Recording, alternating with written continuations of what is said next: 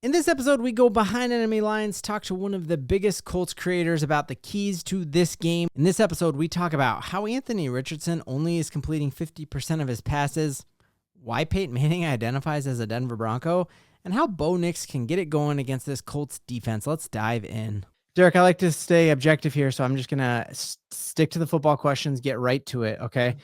Andrew Luck, Peyton Manning, Paul George's knee, Michael Penix, Mayor Pete Buttigieg. Why does everyone want to just leave Indiana, I guess?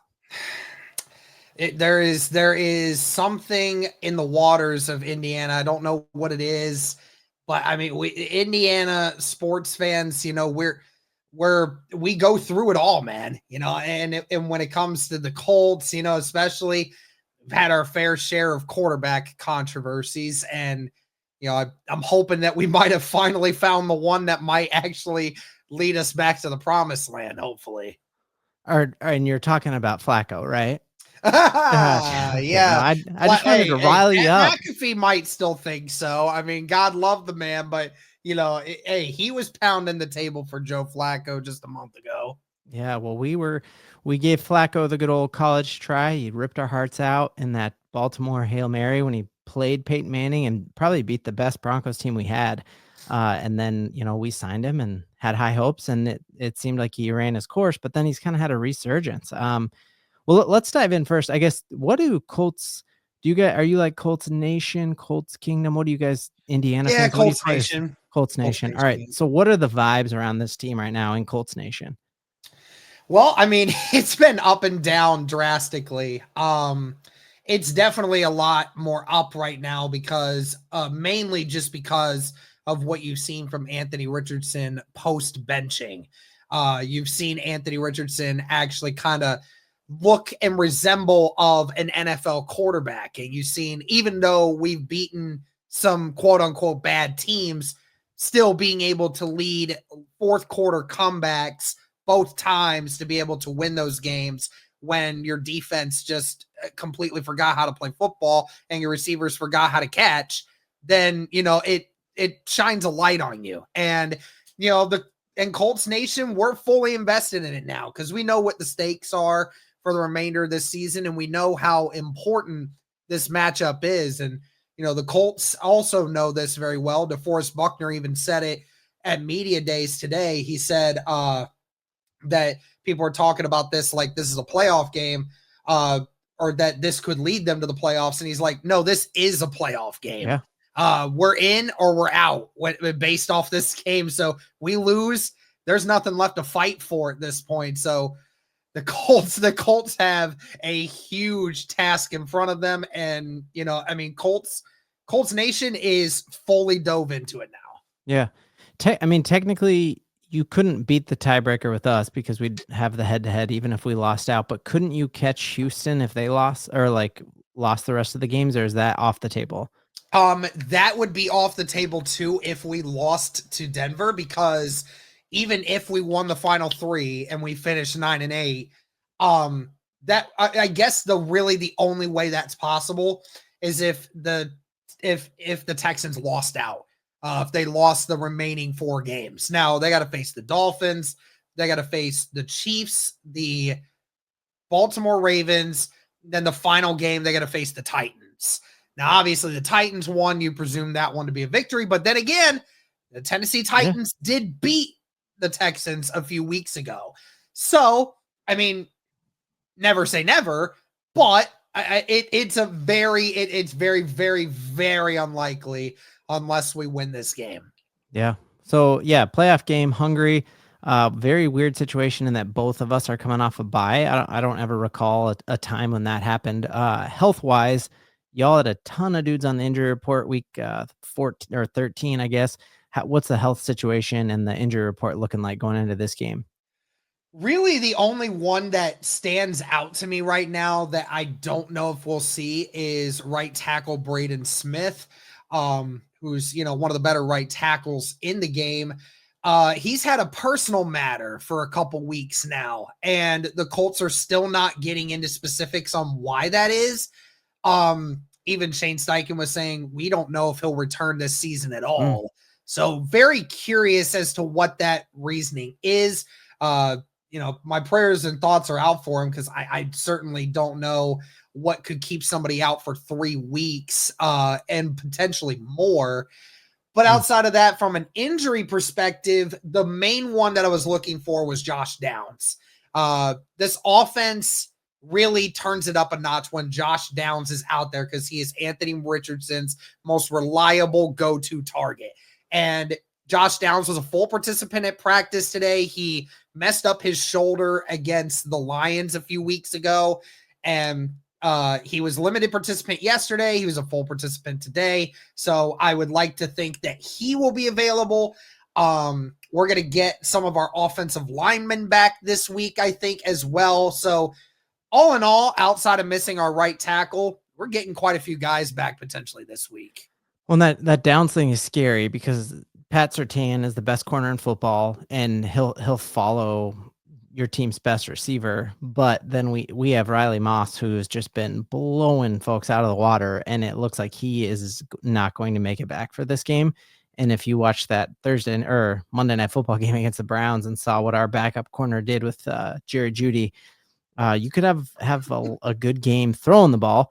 But throwing the ball is what I want to talk to you about, because you say that, Anthony Richardson has been better after the benching, yet he barely has eclipsed the 50% passing completion percentage. What is that, man? Like, are there drops? Is it when he misses, is it like not even in the vicinity? What's the tail behind only having a 50% completion rate?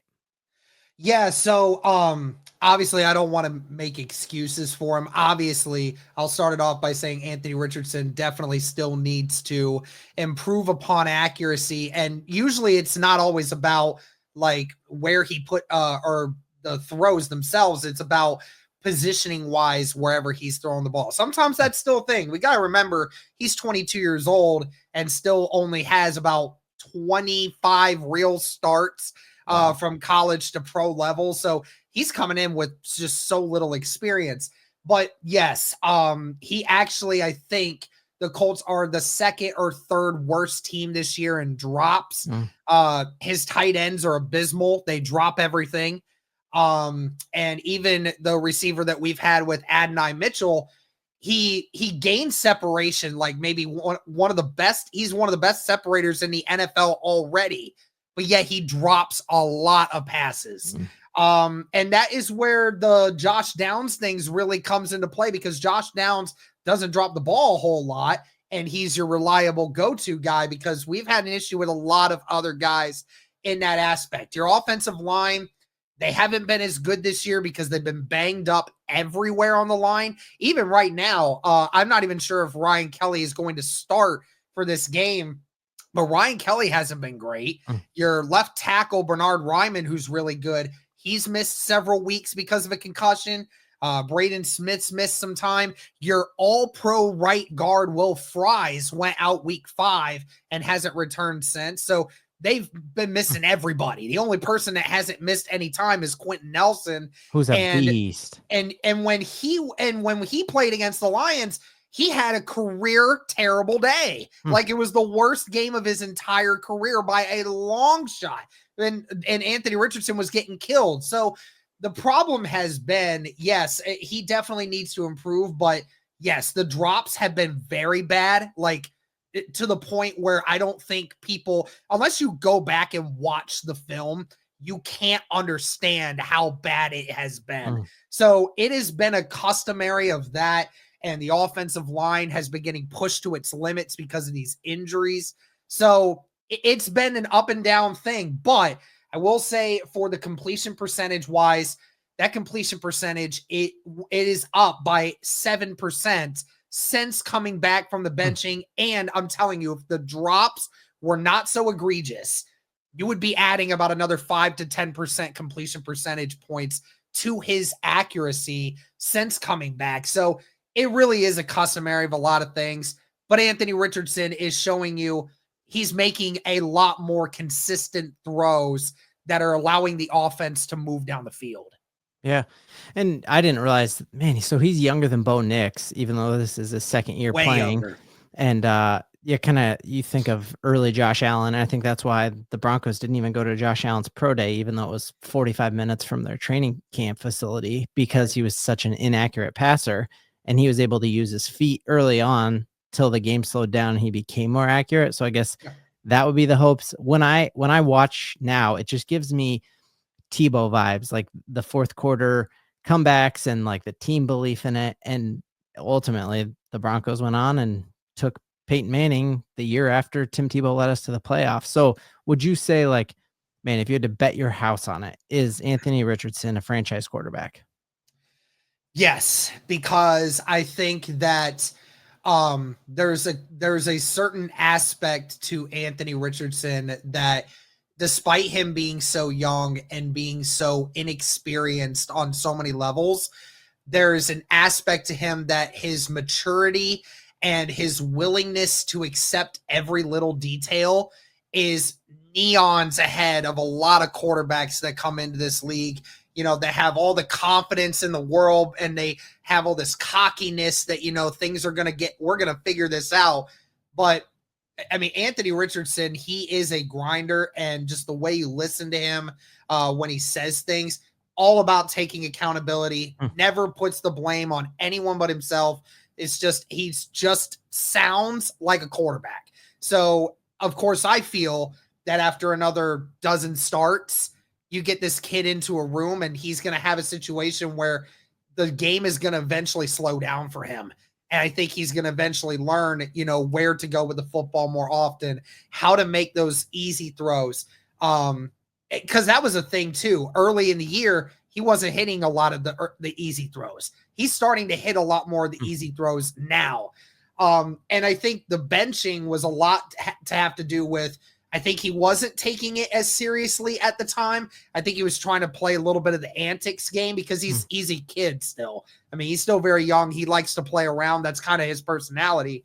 But you've seen him, like, when he scores touchdowns, he likes to be himself. But when it's in between the lines, he is laser focused and he is constantly keeping his guys on task, ready to go. So I think that is something that I would definitely put it on, that Anthony Richardson has what it takes to be this franchise's quarterback.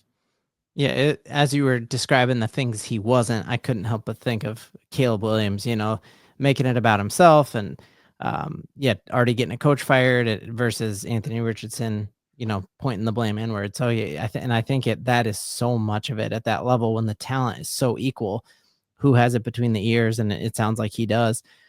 As far as developing him, Shane Steichen, who is he? He's not a national known name. Like, I remember Jeff Saturday was your coach not too long ago, and like weird stuff. I watched the Hard Knocks on all y'all. Was that Frank Reich? So that's like what I know. And I was like, dang, this is a cool organization. Who is Shane Steichen, and why is he the right player or right coach to develop Anthony Richardson? Well, yeah, the whole Jeff Saturday thing. I mean, my goodness, what a circus show that was. I remember covering the presser that he and the Colts had when he was being introduced as the head coach. Pat McAfee actually showed up in our stream for a few minutes to hang out when they're doing that. Yeah, it was hilarious, dude. We had it was so many people in there. I mean, it was going crazy. It was a wild day to be a Colts fan. But I mean, what happens with Steichen is you see the plethora of quarterbacks that he's gotten the chance to work with. He worked with Justin Herbert that first year that he was a Charger. Obviously went on to go to the Eagles, where, he learned to be a assistant with, Jalen Hurts and all these other guys, and with former Colts coach Nick Sirianni. And then, that he has a special gift of being able to just design a game plan that tends to naturally get the best out of your players. I mean, no doubt that there's a reason why, since Steichen left the Eagles offense hasn't quite been the sime from ever since then, right? I mean, because Steichen was the game planner. He knew how to do that stuff. And I've even had my notions of Steichen this year that I felt he was trying to turn Anthony Richardson into a quarterback that he wasn't. And I think that at times, because of the benching, Steichen had to do a little bit of self-reflecting and say, why is Anthony Richardson seem to go backwards rather than forwards, right? Because that first year with Anthony Richardson, he played 4 games. He had that shoulder injury. He didn't play the rest of the year. But at times, as a rookie, he looked better than what people thought he would be. And then we're like, oh, he had this whole offseason. He's been throwing the entire offseason. He should look better than this. And to start the year, he wasn't. He was looking very inaccurate, didn't seem to know where he was going, all these other things. And we're like, this can't all be on Anthony Richardson. Why is it that we're not running the ball more consistently? We're turning Anthony Richardson into a pocket passer when he's not one. And then after he came back, you saw Anthony Richardson has like 6 or 7 designed QB runs every game now. It keeps defenses, it keeps them guessing. Totally. It caters to his strength and being able to move him out of the pocket, get those earlier throws in the middle rather than having him throw a 40-yard pass all the time. So Steichen evaluated himself. He knew he wasn't doing a good enough job, and he figured out what makes Anthony Richardson do better. And over these last few weeks, you have seen Anthony Richardson's best course of football in his young career so far. And I hope that just goes to show Steichen can do a good job of adapting to what needs to be done. And I hope that's what he'll continue to do. Well, fixing to find out on Sunday for sure, man. What was your best win this year as a Colts franchise that had you be like, we're a playoff team? And then what was the loss that made you be like, we're not that great? The loss. Let's see. What loss? I'll tell you what. After the Green Bay game, I immediately lost a lot of confidence, and that was week 2. I'll tell you this, and this stat will blow your mind because I don't think anyone knows this. I tell everybody this when I come on. In the first 2 weeks, the Indianapolis Colts gave up 475 yards of rushing in the first 2 weeks. That was 75 more than the second worst team in the NFL, which was the Carolina Panthers. We were abysmal at that. We lost those 2 games simply because our defense was non-existent. And that made me be like, why? Because the Colts defense in years past, even with Gus Bradley now, we have always been known as a very good run-stopping team. We've never been elite, but we've been pretty good. We're usually right around the top 10 mark. But this year, completely different ball game. We cannot stop the run. I think a lot of it has to do with the linebacker play. I think the linebackers are not very good this year for some reason. But after that game, that was really bad. But I will say the win that made me feel the best was definitely the win against the Jets for Anthony Richardson, because all eyes were on Anthony Richardson. We were wanting to see how is he going to bounce back from this benching. Was he going to look better? Was he going to play worse? There were all these questions. And then he not only had his most accurate day, but he had his most productive day. He had 2 fourth-quarter touchdown drives at the end to win it when your defense just couldn't do anything to stop Aaron Rodgers in the second half. And, it just showed you, okay, that's the Anthony Richardson that Colts fans were wanting to see. This is it. And if he can continue doing this, this is a Colts team that can get it figured out once they get better personnel.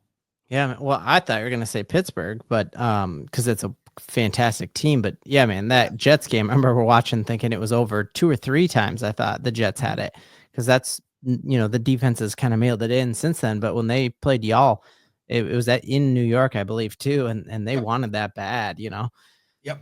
All right. Let you run on this, and then I want to hear where our viewers can go to check out your channel, and then check out our crossover episode where you grill me and we fight. But tell me, what's your final score prediction? I think that I called it a 24-20 game, Indy. So I think it'll be, middle of the field, middle of the pack. It'll be a grinder, but I think the Colts will find a way. Well, we have to. It's our season. And totally, we have man. to. Well, and it isn't must win for us, but it's pretty much must win. We get Cincinnati, or we get Chargers, Cincinnati, Chiefs after. So it's a tough run. 90% chance of making the playoffs if we win. Drops to like 50 something if we lose. So it's going to be crazy. I think Broncos have scored over 30 points at home 4 times in a row. First time in a long time. I think that continues and we run the rock. I think Broncos win 31-17. But yeah, we're going to hop over to your channel and record for you. So tell the viewers where they can go watch that. Yeah, you guys can find me on Bring the Juice Colts podcast on YouTube, Spotify, anywhere that you guys listen to your podcasts. You can also follow me on Twitter at Derek_larger. All right. Do you believe? Can you say believe or do you not believe? Believe. Oh, I love it, man. All right. Thanks. Anthony Richardson only completing 50% of his passes. I feel like I make more of my last shots than that, and that's why the Broncos are going to win, and we're going to make the playoffs. When I sink this last jumper, the Denver Broncos are undefeated, and that's something we can all Bo-Lieving. Let's go!